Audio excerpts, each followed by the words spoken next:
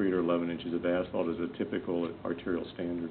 And what is the 191st Street? What is it made of?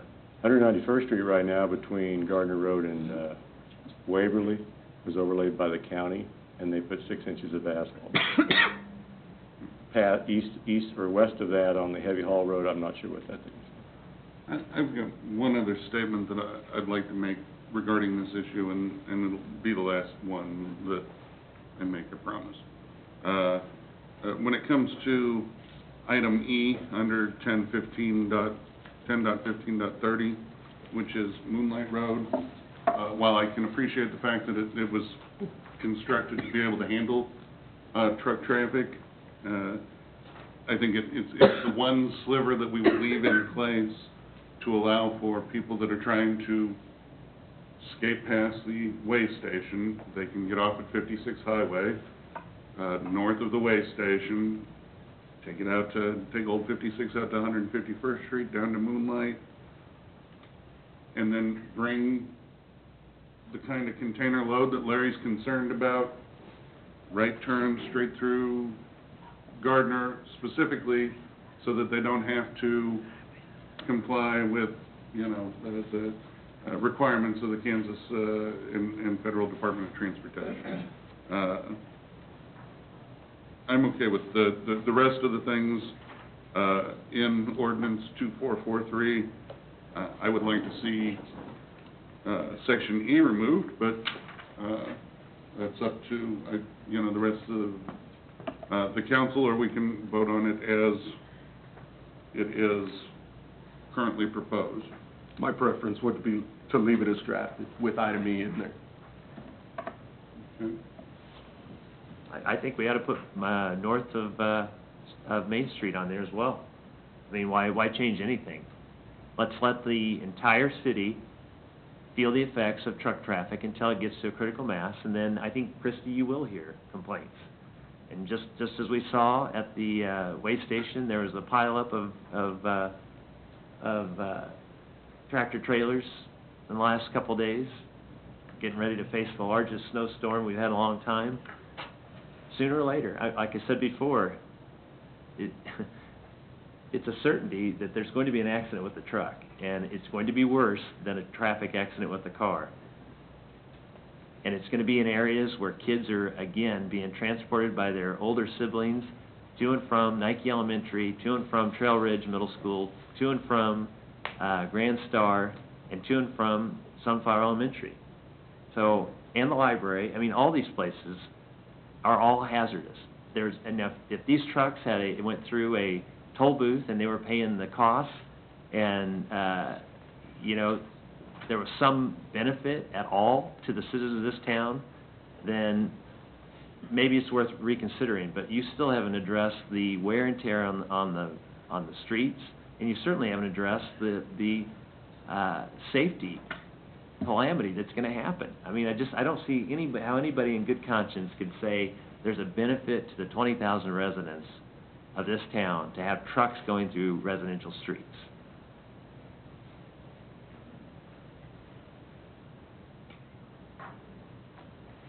I'd entertain a motion on this.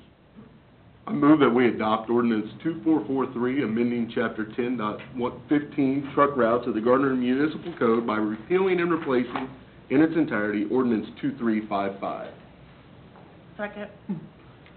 Motion, Freeman, second, Roberts, that we adopt Ordinance number 2443, amending Chapter 10.15 truck routes of the Gardner Municipal Code by repealing and replacing in its entirety Ordinance 2355. Shute. No. Harrison. Yes. Bodovich. No. Roberts. Yes. Freeman. Yes. Ordinance 2443 passes. New business item number 3. Consider passing an ordinance amending and repealing provisions within Section 3A and 4I of Ordinance number 2296 relating to the authority of the Electric Utility Board to adopt policies relating to expenditure of funds and requiring expenditures of the city's electric utility to be in conformity with city purchasing policy. Thanks for reading. Say slow. that 3 times fast. Um, Laura, good evening again. Good evening again. This was per the governing body's direction when we passed the new purchasing policy last meeting. You wanted to be able to implement this citywide. So per your direction, City Attorney Dank rewrote the two pieces of the, wrote an ordinance to take care of the two pieces of the current EUB ordinance 2296 to facilitate our ability to do that, and the remainder of 2296 is unaltered. So I had attached his ordinance and also the EUB ordinance for your cross-reference. Thank you. This is number 2444? Yeah, 2444. Okay. At this time, if there's a member of the audience that would like to speak in regards to new business item number 3, I'd ask them to come forward, state your name and address for the record, and be heard. With no one coming forward, questions for staff on new business item number 3. So what does this actually do? I mean, does this restrict the electric utility from making $40,000 purchases through their? Yeah, they'll have to follow the same purchasing policy that you approved at the last meeting, and it was 10,000 directors and 25,000 for the city administrator, and they would be using all the same RFP requirements, and you would still see things for your approval above, now be above 10,000 or above 5,000 minimum purchase. It would still bring you things that fell outside the thresholds, but they would be for the new thresholds. Mm-hmm.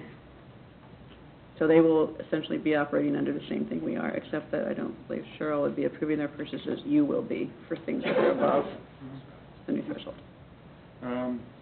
Steve, any comments or questions? Well, I personally was pushing for this. I think that all the city needs to be under the same policies and procedures. I think that this is one of those areas that has been a dispute with the inconsistency between the ordinances. I think we can clean up with an ordinance, and so I'm in favor of this. I will say that the amounts that we're going to be restricting the directors to, all the directors, including the electric utility director, may not be sufficient.